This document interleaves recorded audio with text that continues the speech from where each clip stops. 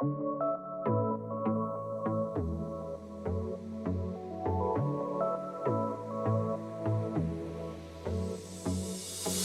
everyone. Welcome back to the Nuance Needed podcast. It's Amanda, and I am here for a little solo episode because Sam is away on vacation in London.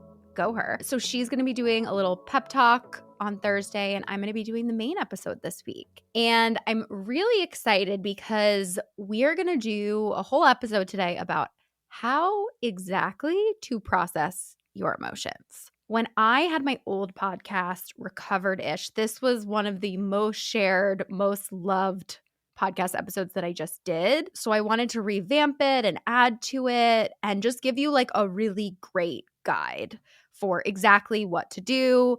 I made and created a lot of this research when I was doing my book, Not Drinking Tonight. And then my workbook has like a ton of workbook pages about exactly how to process an emotion. So I'm really proud of this work. And if any of those things interest you, you can always check out my book also. And I'm going to do a Substack companion piece to this, which will give you lots of resources. And if you're more of a visual learner, I'm going to do a really great companion piece to this on Substack, which will go over exactly what to do. It'll like walk through the process with you so that you can see the studies, see the graphs and the things that I'm talking about, and really get this will be a full guide of exactly how the hell to process your emotions. So if you haven't joined us on Substack, you'll definitely want to do that. Check us out at nuanceneeded.substack.com. And we're trying so hard to be able to get ad revenue from the podcast. And to do that, we are still trying to reach as many people as possible. So if you could do me a favor, and if you haven't left us a review or rated the show on,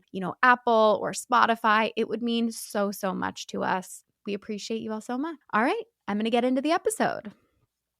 Today, I'm going to go into some really cool research about how emotions actually work, and then we're going to walk you through the exact step-by-step method for processing your emotions. And this is what I use with clients, it's in my book, and it's what I use in my life too. So I want to ask you something. How many emotion words do you know? Right? I think most people can say happy, sad, angry, anxious, frustrated. What's shocking is they've done studies on this, and on average, most adults only know about 5 to 7 emotion words.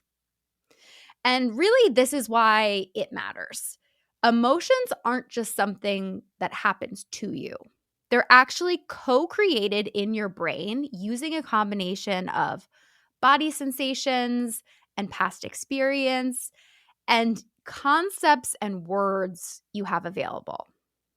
So this might feel a little bit abstract. So I'm going to repeat a little bit of this again.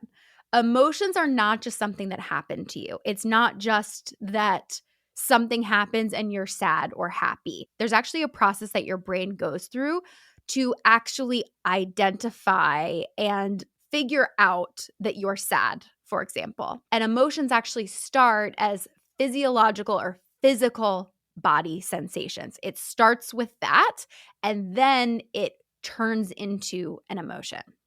Let me get into some of the science behind this. Essentially, one of my favorite books, it's extremely dense, but it's really great. It's called How Emotions Are Made. It's by neuroscientist Lisa Feldman Barrett.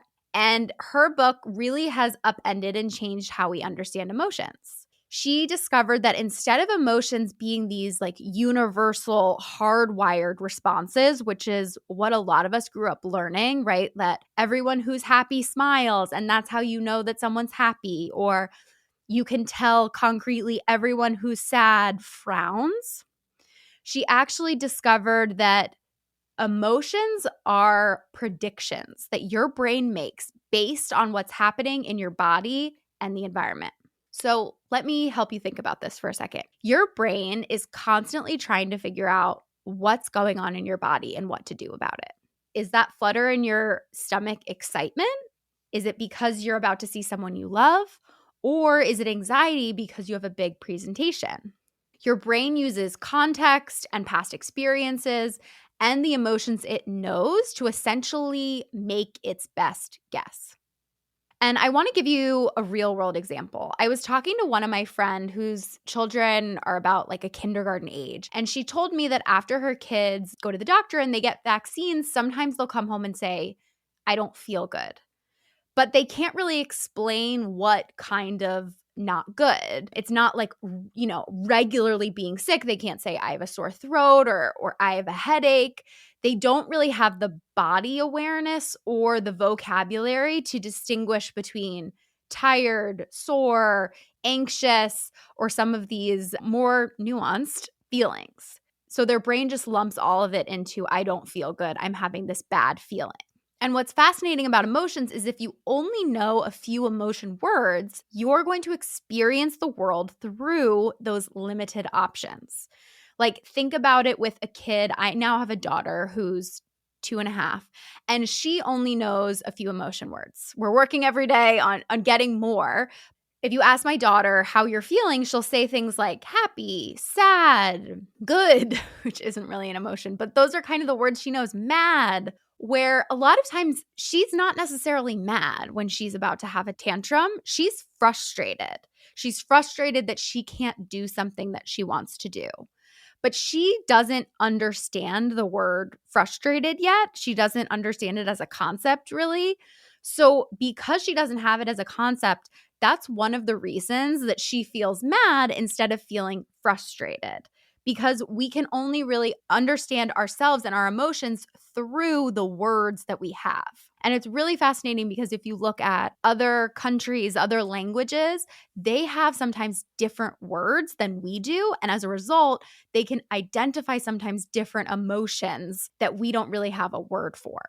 But anyway, this is really important because it's a good reason to build your emotional awareness and to learn more emotion words because it can actually help you regulate your emotions and help you understand what emotions you're feeling and help you kind of find nuance in your emotions so you're not always in the most extreme version of an emotion. And we essentially call this emotional granularity. It means knowing emotion words. So essentially, the higher your emotional granularity is, the better you're going to be at regulating your emotions. So, as I said, emotions all start as physiological body sensations. And I want to teach you about something called interoception.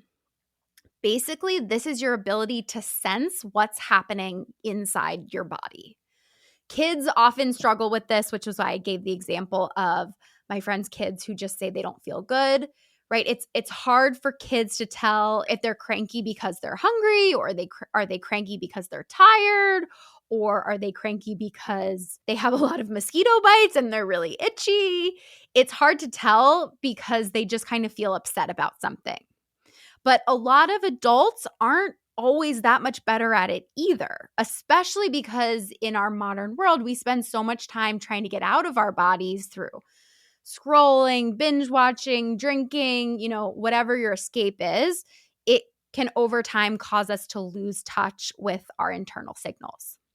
Your internal signals are your ability to kind of feel what's happening in your body. So it's your ability to feel your heart rate. It's the ability to feel how your stomach feels. It's your ability to feel whether your mouth is dry, whether you're feeling hot or cold. It's your ability to feel whether you have a pit in your stomach or nauseous. A lot of times we don't like to feel this way, so we check out. Then over time, we get worse at it because we're just so in the habit of checking out whenever we start to feel any sort of sensation come into our bodies. So if you're not practicing the skill of trying to pay attention and notice what's happening in your body, you're going to lose that skill. And we actually want to strengthen that because the better you are, if you notice some of the sensations I described, a lot of those are connected to your emotions. So again, the better your interoception is, the better you are at mindfully noticing what sensations are happening in your body, the better you're going to be able to identify what emotions you're having and then be able to take care of yourself. It's also really interesting to think about because your brain is really incredible at filtering information, right? Like you're not aware of how the blood flows to your organs. You're not aware of your white blood cells going to go fight off an infection. And your brain does that because it knows that it's not helpful and it would be overwhelming. So anytime that you're able, though, to feel some sort of sensation in your body, it's typically a good rule of thumb that that's important on some level. Like you're able to feel the tightness in your chest, the heat on your face, the pit in your stomach, because these are things that are data points that are important for us to know. And a lot of these actually are data points that our brain uses to help create an emotion. So I want to be clear that this doesn't mean that emotions aren't real. But what I do mean is the ability to use language is a requirement for emotions to exist because emotions are created through words. This is why dogs, mammals, even babies, they don't have emotions in the traditional sense of the word because emotions are not biologically hardwired into us. What is biologically hardwired into us are two ranges: pleasantness, which is does it feel good or does it feel bad, and arousal, which can be understood as high energy or low energy, right? So babies can't understand or know if they're right frustrated because they're, not getting fed on time, or they're frustrated or angry because they don't want to go to sleep and they're in their crib. But they do know whether this experience is pleasant or unpleasant, aka they're getting their needs met or not, and whether they have high or low energy. Everything else, anger, disappointment, excitement, contentment, these are all concepts that we learn as we develop language. So I want you to think of this as kind of 4 quadrants. There's high and low pleasantness and high and low energy or arousal. And one of my absolute favorite tools for this comes from Mark Brackett and the Yale Center for Emotional Intelligence. He created the mood meter. And anyone who's watching this as a video can see this right up on the screen, right? So if you look at the highest quadrant of high energy and pleasant, that is like ecstatic, elated, excited. If you go to the opposite side of low energy and still high pleasantness, that is like serene, content, peaceful. If you go to low energy and unpleasantness, that's sad, depressed, despaired. Or if you go to high energy and unpleasant, that's angry, frustrated, or enraged. So if you are someone who's just like, I don't understand what I'm feeling a lot of times, some people use the feeling wheel, which can be very helpful. But in order to kind of help us build this muscle and understand how our emotions are connected to physiological body sensations, I really love this mood meter. Because instead of just trying to pick an emotion you feel, you can actually say, okay, am I feeling good or bad right now? Like, am I pleasant or unpleasant? Okay, I'm in one of those quadrants. Now, do I have high energy or am I low energy? And then you can start to eliminate, based on those hardwired sensations, what emotion you might be feeling. Did you know that my practice Therapy for Women also offers medication management? We have a psychiatrist and a nurse practitioner on staff who work at Therapy for Women who can coordinate medication with your therapist. And in addition to our therapists who are licensed in 42 states across the country and our 4 office locations, one we just opened up in Collingswood, New Jersey, we can also offer you medication. I love being able to do this because it is such a higher quality of care when you have your nurse practitioner and your therapist working together. Medication can be such a helpful tool in addition to therapy, even if you just want to go on it for a short period of time, or even if you just want to know your options. That's something that we do so differently than a lot of other psychiatry places, is that we allow you to meet with our practitioner and ask about medication without committing to being on it. So if this is something you're interested in, reach out to us at therapyforwomencenter.com. All right, so let's actually get into how to process an emotion step by step. So my goal in sharing this with you is when you have an emotion coming up and you don't know what to do, you hear people saying you need to process your emotions, you actually have a script and a step-by-step process that you can walk yourself through. So I came up with the acronym NAILER. That's NAILER. And it is a 6-step process. The last two are kind of connected of exactly what to do. So the N stands for notice. I'll go through each longer. A is allow.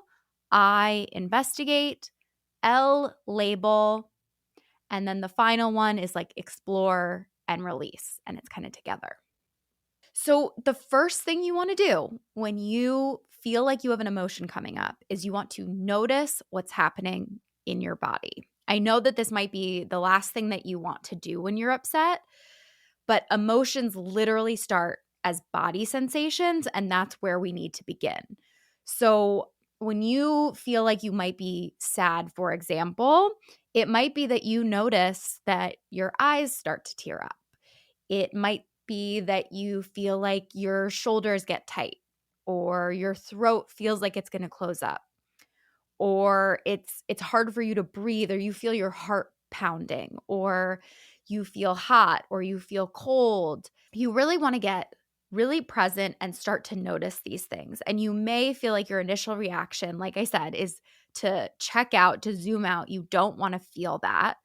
But the better you actually practice tuning into your body, noticing what's happening, a lot of times we develop a tolerance for how we feel and getting better at sitting with some of this emotion.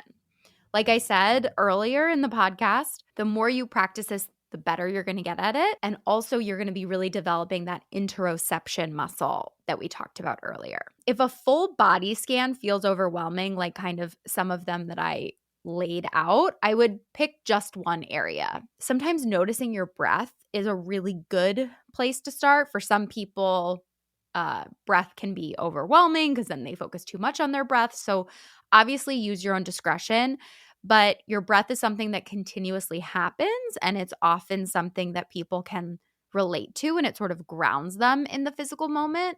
So that can be a helpful area to start. Even if you just notice whether your breathing is ragged and shallow, that typically means you're like high arousal, as we talked about, or high energy. Or if it's slow and heavy, that is an indicator that you're like low energy. Temperature can also be a great one. Temperature is sometimes less scary than some of the other ones. So check in if you're feeling hot. That often means high energy. Could be anger, excitement, where feeling cold often means low energy, sadness, depression, or maybe even peacefulness. So start there. Start by noticing what's going on in your body. The second step is actually allowing the emotion to come up. This is where most of us get stuck, right? We start to notice a feeling and a body sensation, and we immediately shut it down. We almost kind of like play hot potato with our emotions, where we're trying to throw it, we're trying to toss it, get it away from us before we feel that sensation or before we get burned by it. But the problem is when we constantly avoid our emotions, they build on top of each other. And then when something small happens, it really tips us over the edge. I'm sure you've probably heard the metaphor before about letting off steam and how you want to take the steam out to kind of cool it off when a kettle is boiling. That's kind of what we're talking about. If you constantly shove away your emotions, you're constantly, let's say you're sad a lot, maybe you're going through some grief, and you're constantly shoving down those emotions and not letting yourself feel that way, it's likely then something small will happen that will tip you over the edge because you're already at that like 95% capacity. So then something as small as 5% will tip you over the edge. Compared to when you allow yourself to process your emotions regularly, you're going to be clearing that out and creating a lot more space for you to actually handle more things as they come. The other issue with not allowing your emotions to come up is that it actually makes your emotions scarier. It kind of becomes this self-fulfilling prophecy where the more you avoid your emotions, the scarier they are.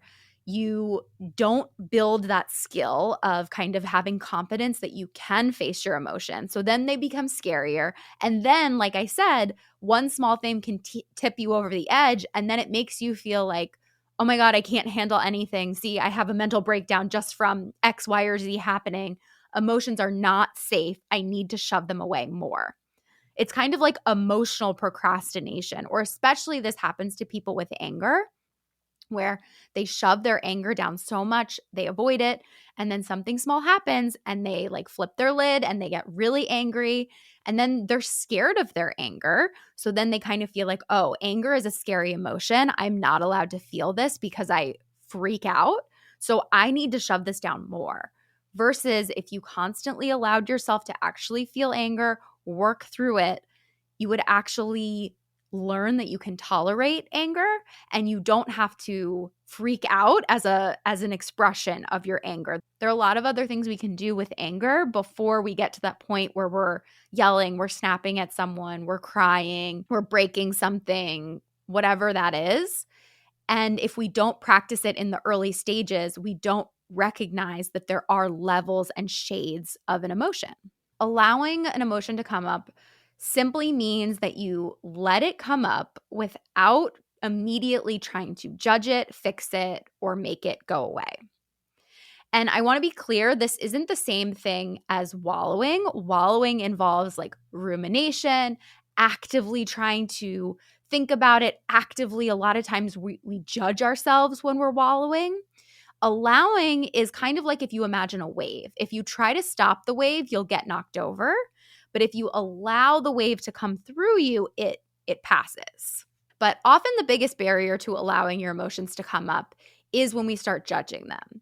We say to ourselves things like, I shouldn't feel this way, or what's wrong with me, or other people have it worse. I should be over this by now. And this judgment actually is a sneaky way for us to avoid feeling our actual emotion. Because when we're judging ourselves about being angry, we don't actually have to feel the anger. We can be over here judging the anger, essentially. The judgment can also create something called meta emotions. You may have heard this as, if you are into DBT at all, it talks about it as primary and secondary emotions. But a meta emotion is essentially an emotion about an emotion. So when you judge yourself for being sad, for example, you're not just sad. You're now maybe angry about being sad, or you're ashamed about being sad, or you feel guilty about being sad. And the problem is that the original emotion is still there. It's just buried under other emotions. So honestly, what I like to tell people and I tell my clients is, I don't really care if you think you deserve to feel your emotions. A lot of times people feel like, other people have it worse. I don't deserve to feel sad about, my cat being sick, for example. But the truth is whether you deserve it or not, beating yourself up is going to make it worse. It's like yelling at yourself for being hungry. It doesn't make the hunger go away. It just makes you angry and miserable and hungry. So unfortunately, whether you think you deserve to feel sad about something or not isn't super relevant because the emotion is already there. So our options are either to process it and walk through it. And by the way, they've done a lot of studies, and emotions like the physiological body sensations only last a few minutes. And if you can learn to tolerate that, you can actually move through this process pretty quickly. The problem is we get stuck in the allow stage. We get stuck in judging ourselves, in meta emotions, and then the emotion doesn't pass through us because we're dealing with judgment in addition to other meta emotions layered on top of it. The next one is I for investigate. And this is where I really want you to get curious. There's a big difference between being curious and being critical. So I don't want you, again, that's where if you're falling into what's wrong with me, that is not being curious, that's being critical of yourself. Instead, I want you to think kind of like, why might this be happening? What's happening? Why did I start feeling this way? What thoughts am I having? What might be going on in my life right now? Or when have I felt this way before?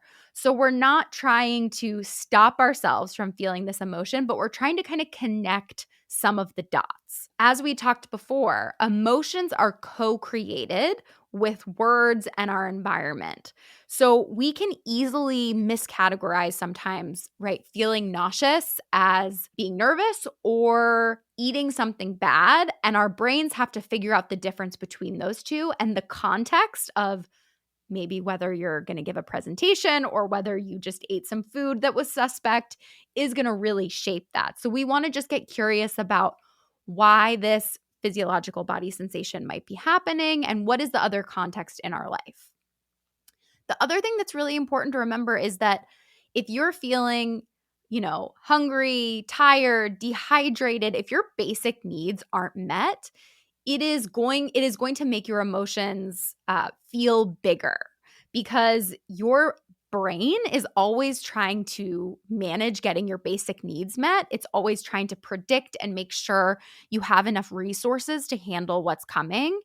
And when your basic needs aren't met, your emotions tend to be amplified and everything feels bigger and more overwhelming. So get curious always about how your basic needs are being met.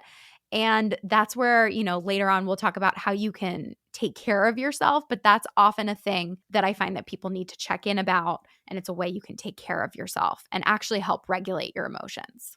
All right, now we get to label. So this is where we actually try to pick a specific word that we're feeling and really create emotional granularity. So go back to that mood meter, download it if it's helpful. Look and see, am I high energy or low energy? Or am I feeling pleasant or unpleasant? And then from there, you can get specific. You can look, am I, instead of just angry, right? Am I irritated? Am I frustrated? Am I indignant? Am I furious? If you're not sure about what these different words mean, look them up. It's actually really shocking how many of us, and even myself included as a therapist, don't always know the distinctions between words, right? Like there is a very big distinction between being jealous and being envious of someone. So if you don't know those, if you're curious, being jealous often involves a third person. We typically misuse the word jealousy. We say, I'm jealous of this person and what they have. And what we actually mean is envious. Jealousy is like, I'm jealous of this girl who's with that guy. I want to be with him, for example. It involves a third person. Where envy is like, I want what they have. This is where it can also be fun to even check out emotions in other languages. In my book, I talk about this. I give a lot of examples of really cool different emotion words that exist that English doesn't quite have the word for. All right. And then we get to explore and release. Explore looks like asking, what does this emotion need, right? Emotions are information. They're trying to tell you something about what's going on. And they're also a prediction. So your body is trying to predict what you need in that moment. So anger can be a signal that a boundary was crossed. Sadness might mean that you need comfort or you're lonely. Anxiety could be telling you to prepare for something. Ask yourself, what can I do to take care of myself right now? What would make this emotion go away, but what would actually address what this is pointing to? So this is where maybe you also are dehydrated, you're disconnected from people, you're hungry, you haven't been taking care of your basic needs, right? You're hangry. That could be also a sign, okay, I need to take a break. I need to regulate myself. I need to go get a snack. I need to take a couple deep breaths. And that's what this emotion is telling me. And you can work through this, do that, and then get back on with your day. It doesn't need to be something that takes the whole day or takes 30 minutes or takes multiple hours. This, as you get better at it, can be a quick thing. And then finally, release. As we've talked about, emotions start as physiological body sensations, and as a result, they can often create physical changes in your body. So this can look like hormones, muscle tension, changes in your breathing or your heart rate. So after you've identified and explored the emotion, sometimes that physical activation is still there. We're still in that high arousal state. Our heart rate is still pumping high, or we're feeling really lethargic and low. A good rule of thumb is to kind of do the opposite of what your current energy level is. So if you're feeling anxious or angry, you can try calming activities like soothing music, gentle stretching, deep breathing, progressive muscle relaxation. Where if you're low arousal, you can try doing some jumping jacks, splashing cold water on your face, dancing, going for a quick walk, doing something to kind of counteract that energy. Other really great releases are journaling, talking to someone. Co-regulation is a real thing. Our nervous systems sync up with other people when we are in the same space as them, and it can be really calming to do this. This is an evolutionary thing. Our brains learned that being with other people was safe. So because of that, it can be really helpful to just talk to someone or just be in the presence of someone also. Creative expression, drawing, music, or movement even. Crying is also incredible. They've done studies where they have tested people's tears compared to when they cut an onion versus when they're sad. And when you're sad, the tears are different because they actually have stress hormones in them. So it helps you literally release stress hormones from your body. If you are more interested in this topic, Emily Nagoski has an incredible book called Burnout, and she talks about one of the reasons we get burned out is we don't allow stress to kind of complete its cycle. And the same is true with emotions. If we don't discharge that energy in some way, a lot of times, it kind of stays in us. And if you actually look at animals and things like that, they release energy and stress through a lot of times literally shaking it off. After they've been chased by a lion or something like that, they literally shake to discharge some of that energy. I share that just because the release part is really, really important. In addition to taking care of yourself, just trying to get that out, especially if it's anger or sadness or something that is really high arousal, getting rid of that can be really helpful. Now, I want to get into, as we wrap up, some questions that I often get, common struggles I get, that kind of thing. The first one people say to me often is that they feel numb a lot of the time. They say, I never feel sad or happy. I just feel numb. And then they feel like, is there something wrong with me? Or does this mean I just don't have emotions? Or, there's fear and concerns. And I want you to know that emotional numbness is actually a protective mechanism. When we've been overwhelmed by really big emotions in the past, maybe it's from trauma or chronic stress, our brains often kind of say that feeling nothing is safer than feeling everything. It's kind of like your emotional thermostat got stuck on off because at some point the temperature got too extreme, right? Or how your phone overheats in the summer and it just turns off because it's too high. The really hard thing about being a human is you can't selectively numb. So when we shut down painful emotions, we also shut down joy, excitement, connection. So you want to start really small, but start trying to be more present and notice a little bit of sensation in your body. You can start really tiny, like with sensations such as notice the temperature of the coffee, of, your coffee mug in your hands, or the taste of coffee on your tongue, or feel the texture of your clothes. Like, these aren't emotions, but they are body sensations. And as we know, that's where emotions begin. So just tapping into some of those sensations, even if they're a little external, like smelling a candle or touching a piece of fabric, that can start gently reminding your body that it's okay and it's safe to feel things. The other one I get is people say, I have so many emotions, I can't even track them. People often say, right, like by the time I try to process one emotion, I'm already feeling something that's totally different. And I want you to know that this is also normal, especially if you're paying attention to your emotions. It's kind of like when you first learn to drive and you become hyper aware of everything, right? Every car, every sign, every sound. Or, right, I always give the example of when I broke up with my first boyfriend, I saw his car everywhere. And it's not that all of a sudden there were more like Jeep Wranglers that were dark green everywhere. It's just that I paid a lot more attention to that car. And then because I paid attention to it, my brain was kind of like, oh, that's important. And I started seeing it everywhere. It's kind of like the idea of you'll see what you look for. But the thing about emotions is that they will shift and change. It's truly what they're meant to do. They're not meant to be fixed states. And it can be helpful to think about emotions as they're more like the weather. They're constantly moving, they're changing, they're responding to conditions because, again, it starts based on what's physiologically happening in your body. And emotions are predictions that your brain's trying to make. So when this happens, I would just pick one.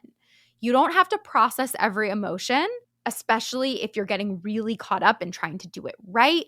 I would focus on what the physiological body sensation is. A lot of times emotions are connected to other emotions.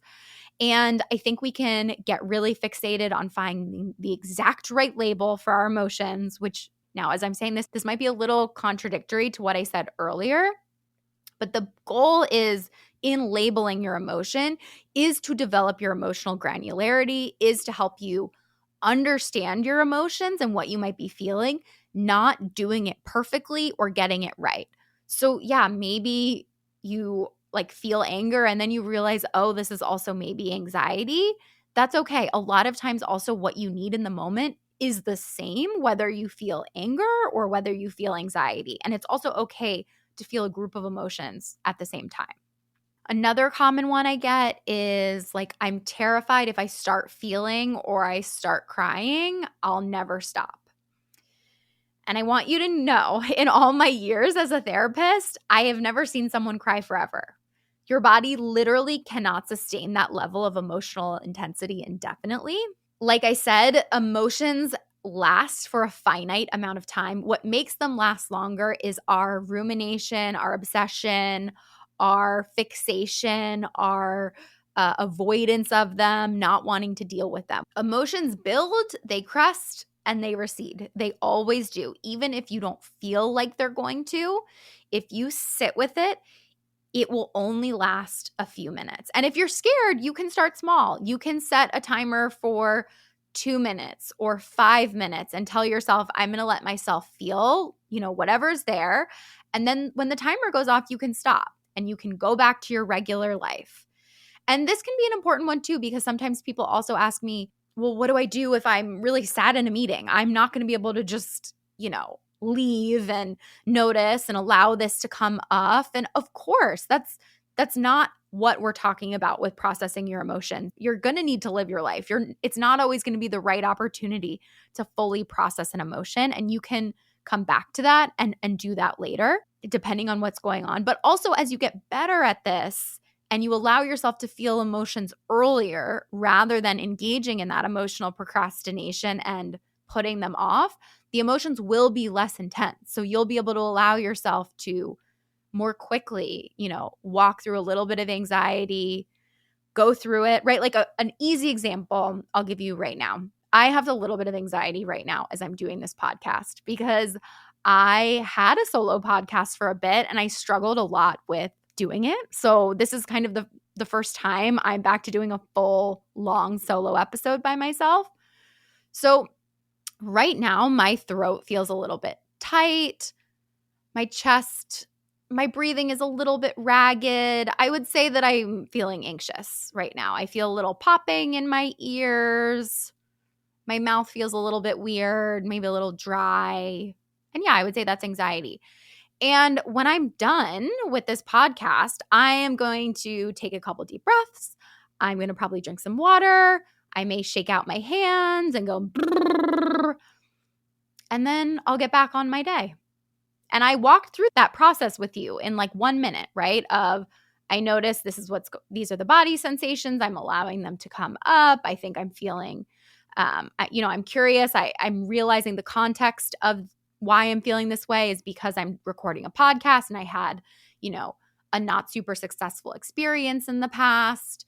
Yeah, this is anxiety. And when I'm done with this, I'll be able to explore and really just like release the emotions and move on about my day. I hope that this is helpful. I know this was like a long episode, but I really think it's important. It's one of my favorite things to talk about, especially because I think we really talk about emotions in a not helpful or empowered way. Let me know what you think about this. We covered a lot. So let me just sort of recap. And as I said, head over to our Substack because it will be a long, beautiful guide if you're more of a visual learner over there. But, main takeaways. Emotions are constructed by your brain. They're not just hardwired reactions. They're created with language. You need language to actually experience an emotion. And it's also connected to your physiological body sensations and the context of what's going on. It's your brain trying to predict what's going to happen. Second, the more emotion words you know, the more nuanced your emotional experience will be. Think of it as you're trying to paint a picture. The more colors you have, the more nuanced and, vivid that painting will be. If you only have red, yellow, and blue, it's going to be a pretty simple colored painting. Processing your emotions means feeling them in your body, not just thinking about them. If you struggle with processing your emotions, I bet you it is because you don't allow yourself to actually feel. And presence is a skill. And we talk about this actually a lot in a recent episode we did on OCD and anxiety with Kimberly Quinlan. So if you want to hear more about presence, I would go back and listen to that episode. But yeah, thinking about your emotions isn't processing them. Judging your emotions also isn't processing them. And finally, to give you, a framework to walk through every emotion, use Naylor as a guide. Notice, allow, investigate, label, and explore and release. And if you want more on this, you can head over to our Substack. You can also check out my book, Not Drinking Tonight, and also the companion workbook called Not Drinking Tonight, the Workbook, which also has tons of worksheets if you're really into this or if you're a therapist and you want to use this with your clients. I have a lot of really great resources in the workbook. So as always, thanks so much for being here. And if you ever have questions or topic suggestions, feel free to email us, podcast@therapyforwomencenter.com. DM us. We love hearing from you. You can also check us out at therapyforwomencenter.com for therapy, medication management. We have a nutritionist on staff, all that stuff. All right, I'll see you next week. Bye.